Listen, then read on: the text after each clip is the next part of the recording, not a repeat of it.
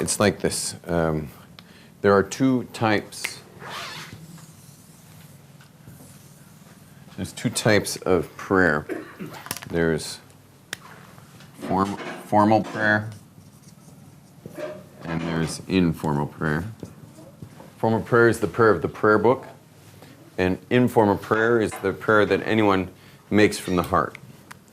Informal prayer is your relationship with God. Formal prayer has, we'll discuss that in greater detail, what that's all about. It's certainly a vehicle to connect with God, but the main connection with God is going to be on a personal level. Just like if you've ever met someone who lacked social skills, and you could tell they were kind of going off a textbook way of relating, and you see that it got rid of connection. Then you'll meet someone else who's a very natural socially, and they just you have an instant rapport with them. So real relationship happens without textbooks, and that's the informal prayer. And ideally, you should be doing both.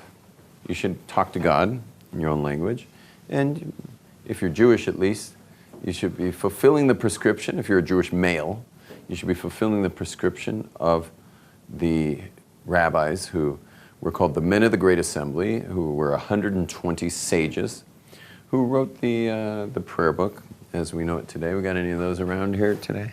So these 120 sages wrote this book, and it is, and that's what we do when we do our, for example, our 3 times a day, the morning service, the afternoon, the evening service, we do this formal prayer book. One of the reasons why informal prayer is so important is because it also leads to feeling of connection with God, which is the purpose of creation, is to connect with God, while the formal has to do with alignment with God. Connection versus alignment, okay? So the formal prayers are all set up ultimately for you to align yourself with God, but more align for the Jewish nation kind of to be in alignment with God and to have God's priorities for creation to be aligned. Okay? There are the letters that are used in the prayers are very strict in what they are. The numerical values of every paragraph are measured, and every word counts for something. It is a prescription for certain things to take place and to fall into place, like the variables are falling into place when you're saying these formal prayers. It's all about alignment that we're doing here. Whereas when someone's just talking to God in their own language, so they're connecting to God. Now, when it comes to having a patent on relationship with God, i.e. connection with God, so the Jews don't have that. We don't have a patent on relating to God. Anyone who opens their mouth in prayer to God has a relationship with God. We cannot monopolize relationship with God. However, when it comes to alignment with God, well, we have the Torah. So the 613 commandments are 613 ways to align. Positive commandments are things you do to align, and negative commandments are ways of getting out of the way, meaning it's something I avoid to make sure I'm not messing up the alignment. But it's all about alignment. When I'm saying the prayers at the right times, there's an alignment happening. Today, you had to say Shema by 8, I forget what it was. Shema had to be said by 8:56 or something like that. Is that about right? The latest time was 8:56. If I say my prayers if I say Shema by 8:56, you guys know what Shema is, yeah? Whatever, it's, Hear, O Israel, the Lord our God, the Lord is one. That's Shema. If I say that by 8:56, it's aligned. So I'm all aligned. Can I say those words with no connection? What do you think? Think I can say those words and fulfill my little alignment without any connection? Technically, there could be two ways, right? If you say it but not at the cutoff time. So you say it at 8:57, but you could also say it without the emotion or the robotic, just you get up, you have your alarm for whatever, the time changes I imagine every day or every week like Shabbos. Yeah. So you get up a minute before your deadline and you just say it and you're done. Like you don't have any feeling towards it. Right. Well, you see, I could say it, today the time ended, the window of saying it ended at 8:56. Now, I could say it at 8:57 with tremendous fervor, with tears in my eyes, connecting to the oneness of God. Yeah? So I'm totally in connection land, missing the alignment. Which one's better? Fulfilling the commandment with the alignment, or saying it with fervor? Saying it with fervor. He says, say it with fervor. What do you say? Saul? It would seem like the alignment's more important. The alignment, because it's our job as Jews. Like in the end, you got to do your job. If you're Jewish, you got to do your job. The whole world's counting on me. Okay, so in a way, you can say the connection is a luxury. Like the fact that I said it with connection is a luxury. The main thing is get it said. The whole world's counting on you. Every mineral, vegetable, animal, Gentile, and fellow Jew who shares your root soul, which there's 600,000 root souls of the Jew, are counting on it. Your Shema. So saying it with deep feeling, it's beautiful, you should. But if you miss the deep feeling, at least say it. Another example would be, let's say Mincha. Today I already prayed Mincha. I prayed at 1:20. So at 1:20 I prayed Mincha, and I was feeling it. But imagine I wasn't feeling it. Now I have till, 5:30 or something? I don't know what Shkia is, 5:45? 4:47? Yeah, they changed the clocks now, so it's 4:47 about? I have till 4:47 to say Mincha. If I'm not feeling it at 1:20, well, there's another minyan at 10 to 2. And there's a 1:20, there's a 1:20, there's a 1:25 at Aish, there's a 10 to 2 at Aish. And then I could go down the Western Wall and say it all the way till what was it, 4:47. Now, I'd prefer to keep pushing it off till I feel it. But let's say I never felt it throughout the day, and now it's 4:46. Should I blow it off? What do you say? Blow it off? Yeah, God, the world counts on it. Whole planet's counting on this. And in a case like that, it's almost like you're further, messing up your alignment. It's like you're aiming for those potholes if you're waiting to feel and touch, and you just miss, 10, 8, 9, 10 chances. Right. Yeah, but it's good to skip it. It's good to skip it until you feel it. But now it's 4:46. We don't have a patent on the connection with God. We can't monopolize that. Every human being in this earth can connect to God by just choosing to connect. So there could be some guy who's doing his mincha at 4:47 at the Western Wall without any connection. He's just doing it because that's the last minute to say it. And he doesn't want to mess up the planet because all the planet needs him to do it. While some other Gentile is staring at his parched cornfields in Louisiana, and a tear is dropping down his face as the moon is setting over thousands of acres of corn that's all dried up and dead. And he lets out a little prayer to God. Please, we need some rain. I got to feed my family. I got to feed this nation. Who won the connection contest? He won the connection contest. The farmer won the connection contest, and the other guy wins the alignment contest. The Jews are always going to win the alignment contest because we're the ones with all the alignments that you have to do. Gentiles have 7 alignments, but they're all so easy. They're almost like you can't even barely create a religion out of it. It's the 7 laws. Anyone here know the 7 laws of all Gentiles? You know the 7 laws? No? Should I teach them to you? They're easy to remember. Yeah. So first of all, there's 2 do's and there's 5 don't do's. Okay. How many laws altogether? 7. How many do's? 2. How many don't do's? 5. Okay. 2 and 5. The first two are very easy to remember. It's a do and a don't do. Do, believe in God. Don't serve other gods. Okay? Which unfortunately eliminates having a relationship with who they believe is the Son of God, at least Christians. It would eliminate that, which is, I know, a big horse pill for Christians to swallow. But I'll tell you, I got students all over the world who are raised Christian who today have dropped it, and they are only into God. Okay? No more JC. Okay? Again, I know it's a tough pill to swallow, especially if you were raised, or shall I say brainwashed, into believing in that.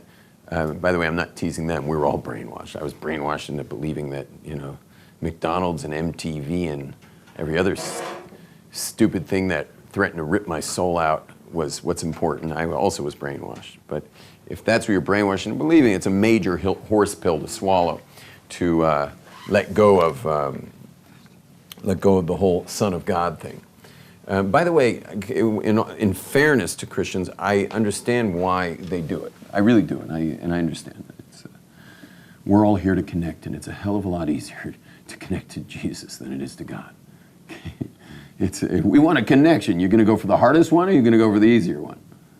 The hardest one, you may feel connected, but I would say the number one complaint I get, especially in your town, number one complaint I get is, Rabbi, I've been doing X, Y, and Z for 10 years now. What are those, X, Y's, and Z's? They're probably commandments. I've been doing the alignment for 10 years now, and I'll tell you the truth, Rabbi, I don't feel a thing. I don't feel a thing. You know what I tell those guys? I say, you got to come spend a week with me in Israel. Upstairs, we have a center called the Executive Learning Center. You just come spend a week with me, you travel with me, you go up to the mountains with me, you go surfing with me, you spend a week together, and we're gonna get you the connection. Yeah? Does that mean that a Gentile who's praying in Christian format has no connection? Is a false connection? No, they have. Oh, what's the connection? No, do they have any connection? Yeah, it's a forbidden connection. It's a total connection. Total connection. Oh, You will never convince them they aren't connected, because they are connected. But not to God. It's a forbidden connection. Well, there's other things even stronger than JC to connect to, believe me. Yeah, there's things that you can get connected to that you will feel connected. Yeah? And it's absolutely forbidden. Absolutely forbidden. God, if it wasn't a big deal, God, if it wasn't something that you really connect to, it wouldn't require a commandment, would it? I mean, this hit the top 10 list. It's in the top 10 commandments, the 10 commandments. First commandment, believe in God. Second commandment, don't serve any others. So in other words, those prayers are wasted. Is that correct? I don't even know what that would mean. Prayers are wasted. If you pray, it's not a Yeah. wasted prayer. You get answered, you don't have to answer, but you're davening in the correct format. So a non-Jew who's davening in the Christian format, Yeah. it's like a nothing prayer, is that right? Like praying to the moon. Well, it may work. When Native Americans do rain dances, it starts raining a lot of the time. Yeah, so it may work. Reward for that prayer? No reward. Punishment for that prayer? Maybe. Maybe punishment. I don't believe Indians will be punished for rain dances because they never had enough knowledge of Sinai to know that you're not allowed to do rain dances. You got to pray to God for your rain. Now, by the way, I believe God would sanction the dance. I think he would. How do I know? Because Kabbalists have their own rain rituals. They're doing all their prayers to God, and they're taking the Sinaitic, Sinai-ish, not Sinai-ish, but the Sinaitic instructions of Kabbala how to bring rain. But in the end, it's quite a bit of a rain dance. So the point is, though, they're going to the CEO of the bank, not to the teller, not to the bank teller. Okay? So just doing a rain dance, you're going straight to the teller. Praying to JC and getting answered, you're going to the teller. You're going to the bank teller. And the second commandment is you're not allowed to go to the teller. Prayers go to God. And you better have a very pure tradition of any kind of rain dances you start getting involved in, which is the Kabbalistic traditions, a very pure tradition of how to get what you want if you're going to be doing stuff like that. I don't do that kind of stuff. If God doesn't grant it, I stay out of it. I let God know what I want. I let him know what my will is. Comes through, it comes through. Doesn't come through. I don't start getting involved in all the Kabbalistic, using special names of God. And I've tried it before. And there's been I've had a few crises in life where I tried it and didn't get anywhere either. I just basically wasted my money trying to get people to do stuff who know how to do stuff. And it wasn't very expensive, but whatever.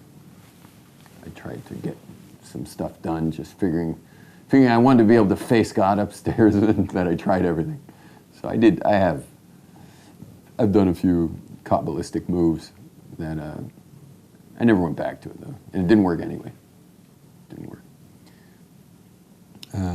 The crisis I was in was someone was making a really poor choice, who's very close to me, and so I just wanted to be able to say upstairs that I did my part. When I get up there, I tried to stop it. But I learned something amazing. This is a separate subject, but I learned something amazing, that when free will's involved, you can jump and scream, doesn't matter. If someone's making a choice, it's much more powerful than anything else. I mean, after all, 6 million Jews perished for free will. That he'd rather have the Nazis use their free will wrong, meaning have them misuse free will, than take it away and save all those, not just Jews, everyone. I don't know, 20 million people perished at the hands of the Nazis and the whole war altogether. I forget what the number of World War II, but it was massive, all from free will. God's crazy about free will, and therefore I've learned that if someone's making a choice, yeah, you can do your part, you can pray they make some other choice, doesn't matter though, because choice is more powerful. Some idiot's choice who doesn't even have any information to make a proper choice, but he's making a choice. That choice he makes is more powerful than anything you can do. Free will is paramount. It's more important than anything. The Kabbalistic stuff's a little more helpful when there's no choice involved, like, for example, bringing rain. It's not a choice someone's making. Yeah, so I was telling you the 7 Noahide laws. So they're all from the generation of Noah, by the way. This is what everyone had to keep in the times of Noah. It's Humanities laws, the laws of humanity. The Jews have 613 laws. That's all the alignments. And the Gentiles have these 7, and these are more maintenance laws to make sure society doesn't totally unravel. That's the point. The 7 laws aren't to really connect them to God. The 7 laws are to keep society from unraveling. That's all. As far as their connection, that's an individual choice. Every individual can choose to connect. So the first was to believe in God, and the second one, I just want to mention, Jews aren't allowed to just believe in God. If a Jew believes in God, according to the Rambam, you will get no reward in your belief. Only Gentiles are allowed to believe in God. Jews have to know. Which is like crazy, but Jews are not allowed to believe in God. It's not enough. You did not fulfill the first commandment with your belief.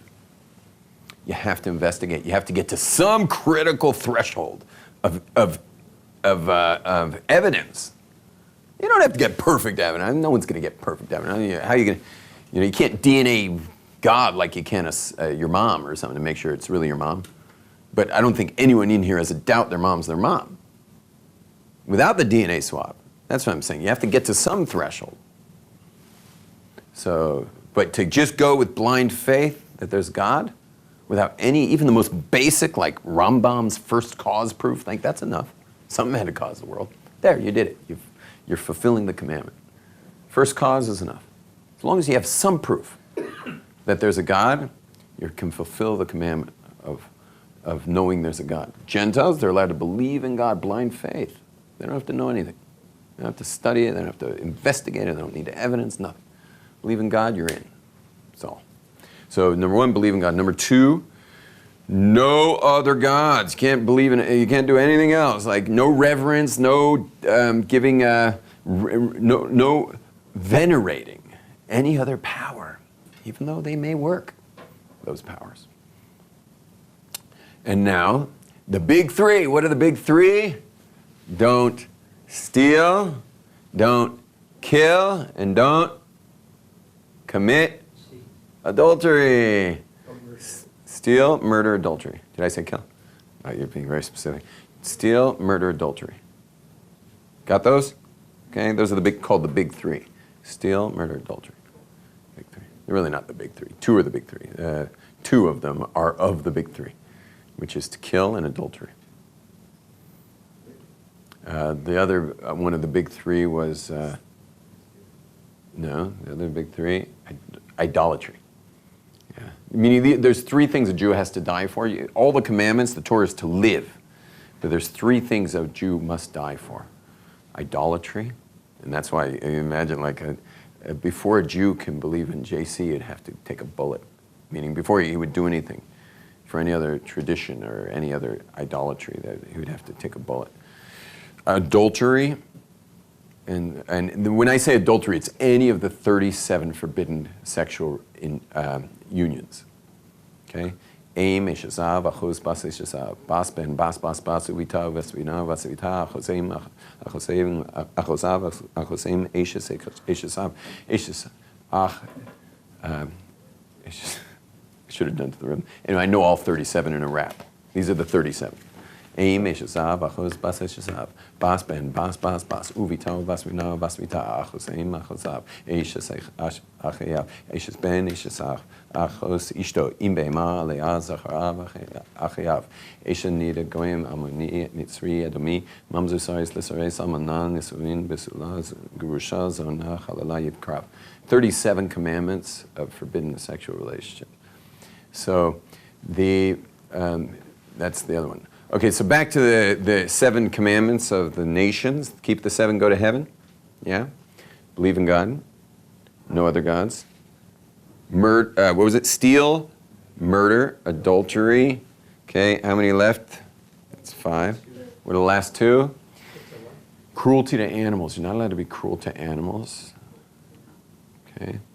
And number 7 is to set up courts of justice. There has to be that human beings have protection by the law. Can't have dog eat dog out there. Every individual has to be protected by the law with courts of justice. Okay, you guys got the 7? A friend of mine told me, a rabbi told me that Gentiles should actually be eating kosher meat because when they stun them, they're not necessarily dead when they eviscerate them. So they could be contravening that. Oh, right. Uh-huh. Interesting. Well, that would certainly make our kosher meat a lot cheaper. We pay a lot for that kosher meat. Yeah. All right. Back to our business. So you got alignment and connection, and what happens is people often feel that because they have alignment, they have connection. How many of us have met self-righteous Jews, and they may have the black hat on, nice and tight, and they look the part, and they got it all, and they know all their laws, they dot their I's, they cross their T's in alignment. But have you ever met people like that and you don't get any feeling of connectivity, like they're not connected? You don't get that it's not a holy man. You know what I'm talking about? You don't get a sense of their holiness, their sanctity, their connection to God. Many you do, but there's many you don't. And meanwhile, this guy could go his whole life thinking he's connected when in fact, he's just doing the alignments. He's involved in alignment, but not involved in connection. Clear? You'll also meet, once in a while, these kind of hippie Jews who are totally ignoring the actual laws. They do their best, they try to keep the laws, but they're just like, I love the Lord, they're just like singing and dancing, they're so connected. They're connected, but they're totally out of alignment. Now, for a Gentile, that's fine. But for a Jew to be totally out of alignment, what would be a good example of that? A good example of that is, imagine if I started ignoring all the do's and don'ts of my marriage. When you're married, there's do's and don'ts. Okay, there's things my wife loves and there's things she doesn't like. There's things I love and there's things I don't like. Now imagine I'm always professing my love to her while totally ignoring the do's and don'ts. So when I bring her flowers, I bring her orange carnations. She doesn't want carnations, she doesn't want orange. She doesn't like orange flowers. But I bring her the orange flower carnation. Here's a bouquet of carnations. The other thing is I'm in charge of the garbage. I'm not going to have my little lady taking out these big bags of garbage. I take out the garbage. What if I ignored that one? Yeah, just totally ignore it. Yeah, and I mean, I can mention, what if I kept the toilet seat up all the time in the bathroom? Something every newly married man has to quickly learn is to, put down the toilet seat, when you're done, so that your wife doesn't suddenly get a cold sensation. And that's if you aimed well. Okay, these are all little alignments. Oh, but I tell her how much I love her while totally ignoring her. What if I didn't call when I was late? What if I was perpetually late and not calling? So, what is that loving connection that I profess? What is it? What? What is it? What is that connection I keep talking about? I keep telling her how much I love her, and we're so connected. Yeah, it's just cheap. Cheap words, empty words. Because when you love someone, you honor their do's and don'ts. When you're connected to someone, you do their do's and don'ts. So to profess connection with God while ignoring God's will. This is why I believe Gentiles are actually more connected than Jews. They're more connected. They connect to God, and there's not much they can do wrong, is there? When's the last time you met a Gentile like being cruel to animals?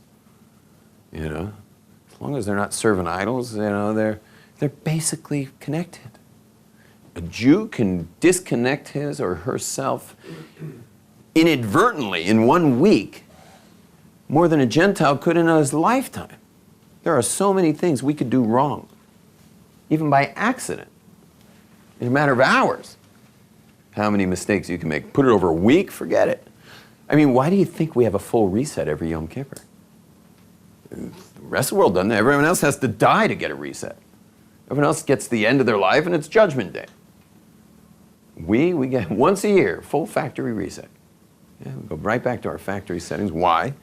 Because the world, 1 week after Yom Kippur, everyone's made so many crazy mistakes.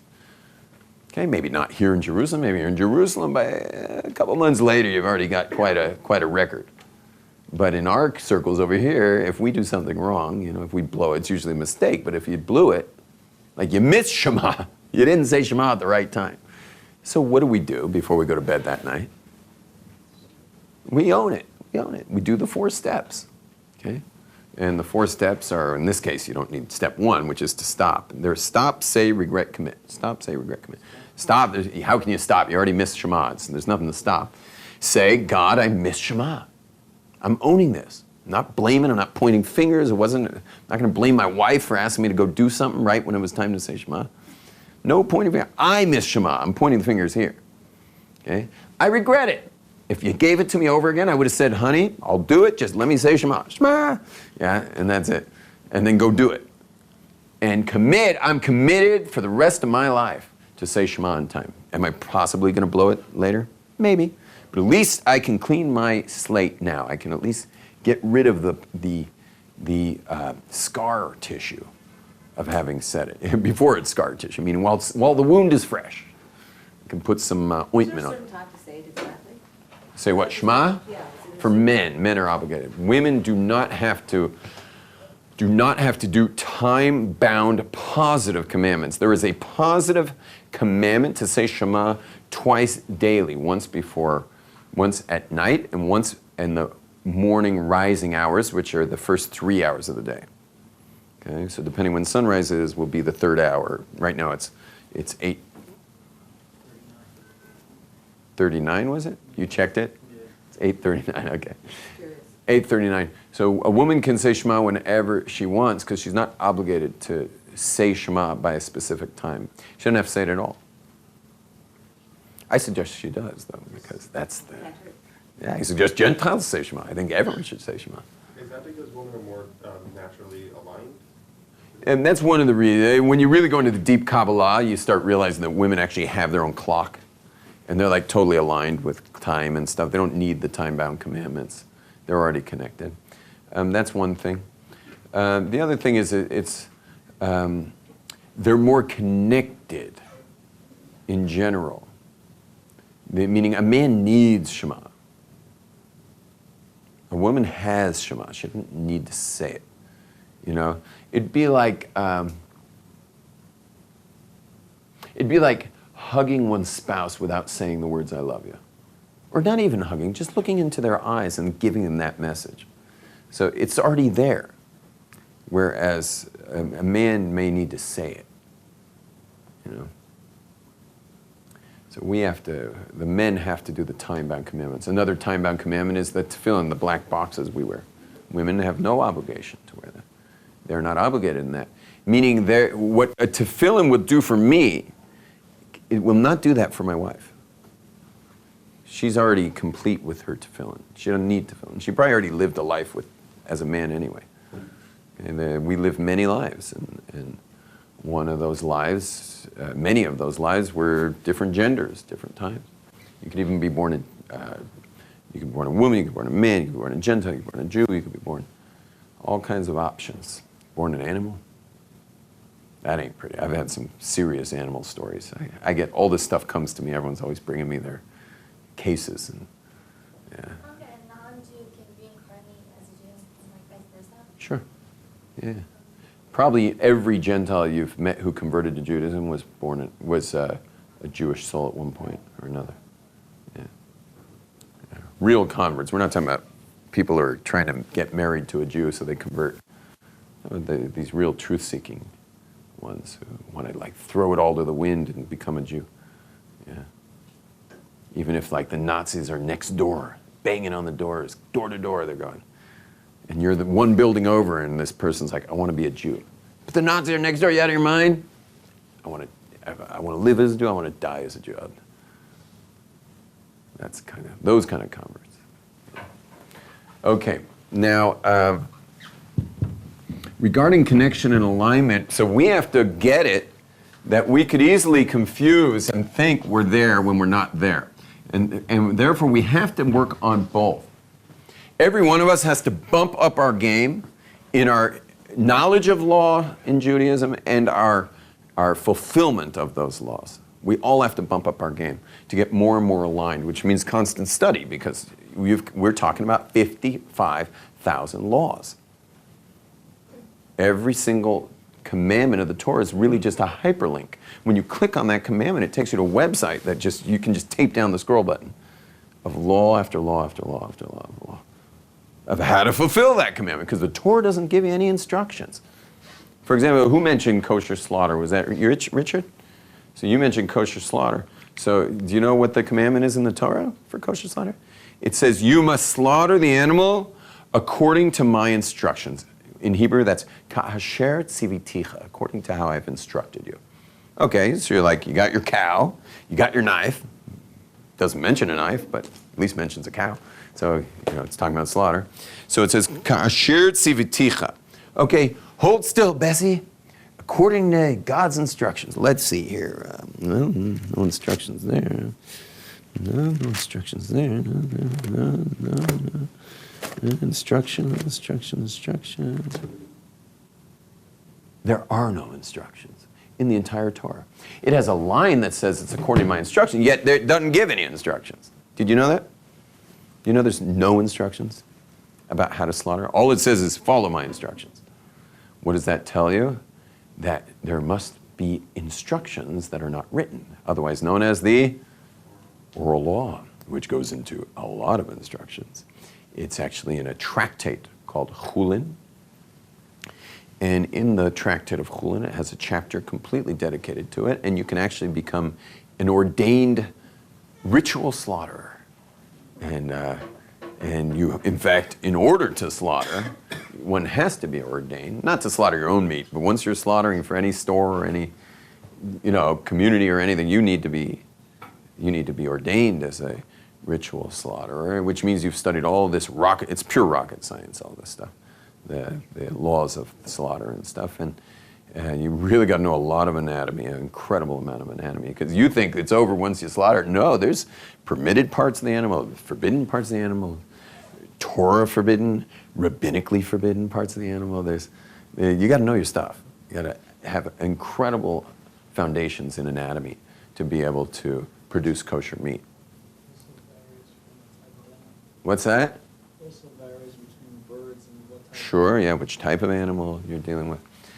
Anyway, so that alignment, those 55,000 laws of the Torah, we need to really get clear on. We got to study it all the time, and we have to really know it.